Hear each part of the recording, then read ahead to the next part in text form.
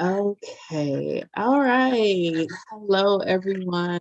Thank you for joining me today. As I mentioned in the last video, we were going to start having these Tuesday talks with Tamika. And today I have a phenomenal special guest with me, Dr. Smith, that is going to just have a conversation with me about mental health and our youth. So, Dr. Smith, start off by telling us a little bit about yourself. Thank you, Ms. Holcomb. Well, as she just stated, my name is Dr. Avis Smith. I have over 16 years in the education field. I pretty much have done it all from starting at the bottom of the ranks in reference to working with the after school program, transitioning to teaching assistant, and then to teacher, then school counseling. What I found over time is that the needs of our students evolved over time, and I wanted to make sure that I was providing the services that were needed for our kids. And one thing that I noticed was that a lot of our babies were falling through the cracks. So because of that, although I felt that I could provide that support to them in every realm of every role that I've ever played in their lives, I thought it was very important to branch out in order to provide private practice mental health services supports. So current day, I am a licensed professional counselor supervisor where I have my own private practice, which is Steps to Serenity Counseling, PLLC. And our goal is just to provide mental health services to all individuals from children all the way up to the elderly population. Thank you so much. And let me just say, Dr. Smith and I have had the privilege of working together. And I can say by far, I think one of the greatest things that you did at the institution where we used to work was when you brought the mentoring program there. And I have to say, even though it's been some time since I've been away from KIP, I still have that plaque on my wall that Mhm. you gave us as mentors. It meant so much to me. You definitely have a legacy of going above and beyond for children, which is Thank why I wanted to reach out to you. And so I'm grateful for your willingness to join me on this platform today. And so I just want to have a conversation like we talked before about the fact that COVID has happened. It's been about a year and a half. And so many of our children have been impacted directly, indirectly.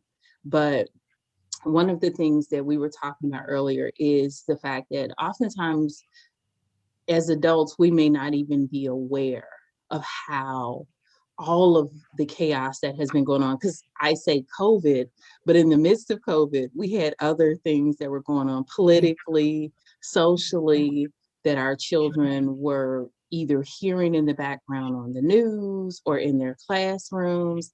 And I was not aware of how much it impacts our children, even though they're not directly paying attention, until my son drew a picture. And I just thought about this. He drew a picture last week, Dr. Smith, and on the t shirt of the little boy, he put BLM for Black Lives Matter. And I'm like, wow, Mhm. you know. And so whether we're talking about that or the emotional side of how the isolation is impacting our children, and I know it's a lot, so I'm just going to stop, and I would just love to hear your input as a professional. Absolutely. So, this comes from the professional lens of being a mental health therapist, but it also comes from the lens of being a parent myself and knowing that the challenges that our kids are facing each and every day. So, like you said, pre COVID, we are in a time of change right now. There's a lot that is going on around us. And oftentimes, as adults, we're not aware or privy to the fact that our kids are watching us and everything that it is that we're doing. The news, when it's playing in the background, whether you think they're paying attention or not, they are. So it's extremely important for us to ensure that we're holding conversations with our kids. I know that I was raised in a time where my family, I love them dearly, but within our household, you just had to be tough. You had to be strong. You just had to suck it up and you had to move forward. And we didn't really spend a lot of time expressing our thoughts and feelings about the things that were going on around us. It was also to a certain degree, and I feel like the stigma that's in the Black community is that you don't discuss your problems. You don't let other people in to know what's taking place and going on within your household, or how you feel about things that are going on outside of your household.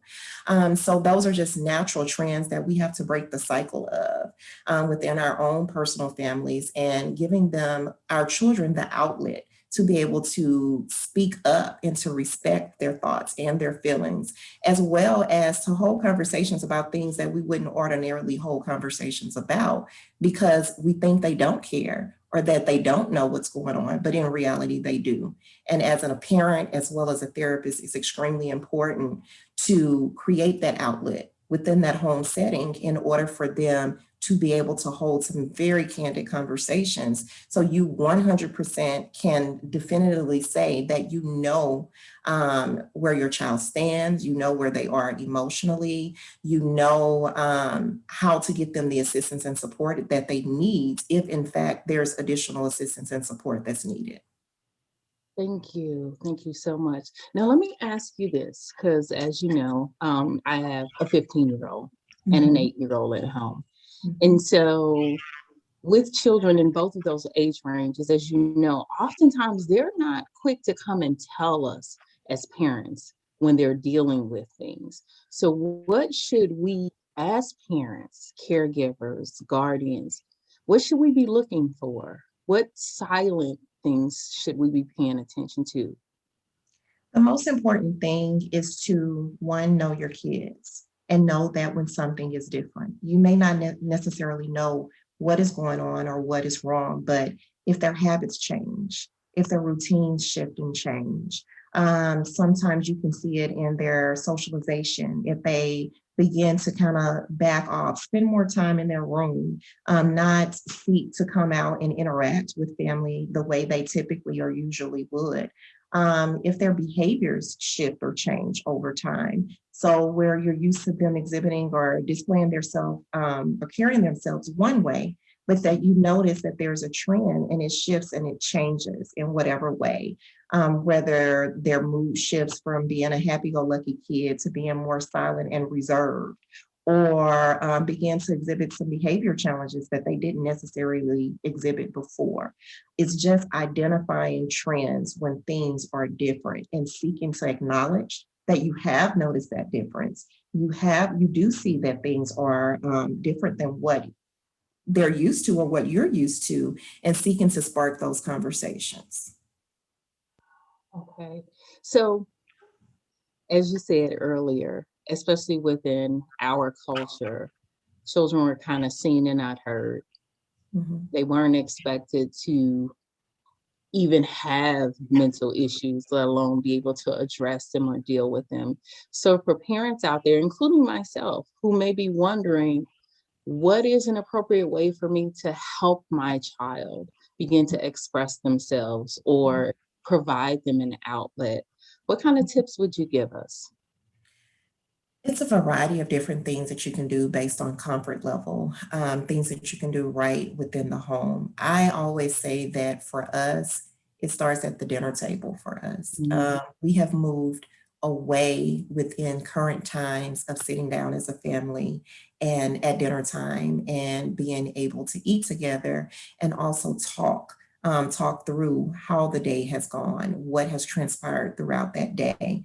I feel like that is a very important time where you can, technology devices are put away, the televisions are cut off, where there's an opportunity for just for a moment in time for you and your kids to get together and have some together time, whether that's talking about how the day went that particular day, or discussing or sharing what happened to you that day by modeling. That's an extremely important thing. I know for me, I communicate with my kids in reference to how my day has gone, what has transpired. Don't get me wrong, I may not share all the intricate details depending on what it was, Right. But it's very important for them to identify that mommy's not a superhero.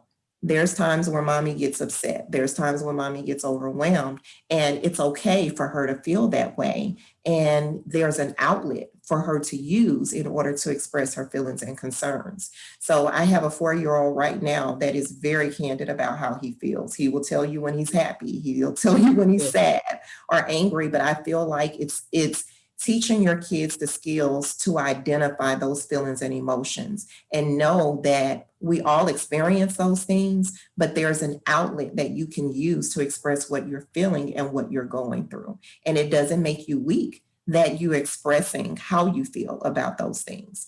So it's simple time of just creating that opportunity, that outlet where it's just you're giving your undivided attention to your kids in order for them to know that they carry value and weight in your lives. And don't get me wrong. I mean, as a parent, we balance a lot. We balance work, we balance other commitments and all of these different things. But just being very intentional about creating those opportunities at home in order to be able to speak with your kids, not just on what's going on in their lives, but what's going on in the world around us. You want to ensure that you're exposing them to what they're going to face when they go out into the world. You want to make sure that you are creating that outlet to hold discussions about some things that they're already aware of. They just don't feel that they can comfortably come to you and share that information. It's letting them know that they're not wrong for their feelings, that they're not wrong for their thoughts, and that you're going to be available no matter whether it hurts you or if it's uncomfortable for you to hold those conversations, for them to show that transparency, give them that transparency so that they feel comfortable with interacting with you and holding those conversations. Ooh, you just said a mouthful there. Oh my goodness, you did. Thank you so much. And I have to tell you, there was one part where you said we don't have to present ourselves as these superheroes with the S on the chest. Because I have to tell you, I'm that mom that I pride myself on putting on my cape and Absolutely. plastering that S on my chest and swooping down to the rescue. And I have come to realize that that was not doing my children any good or myself for that matter. But that's a conversation for a whole nother topic. It is. It is. I would like to take this one step further. Mhm. So I, as a parent, I've done those things that you've mentioned. Mhm. And now I'm realizing, you know what? My child has some issues that are deeper than what I can help them with. Absolutely. What tips do you have to help parents seek out professional support for their children and help us as a culture and a community know that it doesn't take anything away from us as a parent if we say, you know what, let's go ahead and get our loved one some support. So what should we be looking for and what does that look like? Thank you for asking that question. It's breaking the stigma. It's identifying that mental health is important. If we haven't noticed anything within COVID times, we've recognized and connected with the fact of how important it is to receive mental health supports and identifying with the fact that it doesn't make you appear weak for you to need that assistance. And you have to be of value to yourself before you can be of value to anyone else. So, in that situation, as a parent, when you observe and identify that I've done everything that I can do as a parent and it's not working, it's not um, a sense of guilt or anything that is associated with that. Your strength is linked and connected with ensuring that you provide your child with the supports that they need. So, the first thing that you can do is connect with a mental health provider. Okay. There's a variety of different resources and tools that you can use. I don't mind sharing what some of those are for those individuals that have insurance. Then you can definitely contact your insurance panels in order to state that you're seeking mental health professionals. that accept the insurance plan that you're currently on. Your insurance panels will provide you with a list of mental health professionals that are linked and connected to your zip code, where you can then contact them directly. You can have many professionals offer free consultations. I know that I do, in order for you to see if this individual is a good fit for your child. Because when you're seeking mental health services, you want to make sure that that person is going to be a great fit. Because some therapists are not trained to deal with certain things. They don't specialize in certain arenas. So it's extremely important that you, to a certain degree, you interview the person that is going to be working with your child so you can address what the needs are of your child and see how that individual therapist can provide the supports that your child needs. Okay, there's someone out there for everyone. And I say that so honestly as it pertains to therapy services. I'm very transparent with my clients. If I feel that I don't specialize in a particular arena or I can't give them what it is that they need, then I have no challenge or issue with referring those individuals out to someone that can be a greater asset to them. So you can definitely start there. For those individuals that may not have insurance and they're seeking to pay out of pocket or they're looking for free resources, there's a lot of programs that are out there that you can connect with in order to still get those supports. As I stated at the beginning of this call, I have my own private practice. It Steps to Serenity Counseling. Right now, I offer all of my services via a virtual platform. So your kids never have to leave their household. What that looks like is we'll do a free consultation. We'll discuss and identify what the needs of your child what's the needs of your child. And then from there, we will create a plan in order for me to schedule that initial appointment with you as well as with your child. My goal is always for individuals not to feel that they can't afford mental health services. My goal as a mental health provider is to ensure that that's never a concern for an individual. Some parents sway away when they see fees that are linked on a website or the idea of how much this is going to cost them, and they may not have the funding in order to cover that. I always tell my clients to meet with me in advance. Let's choose to have a consultation to discuss what your needs are in order for services to be put into place based on your individual circumstance. I never want anyone to feel as that they can't access services because they can't afford them.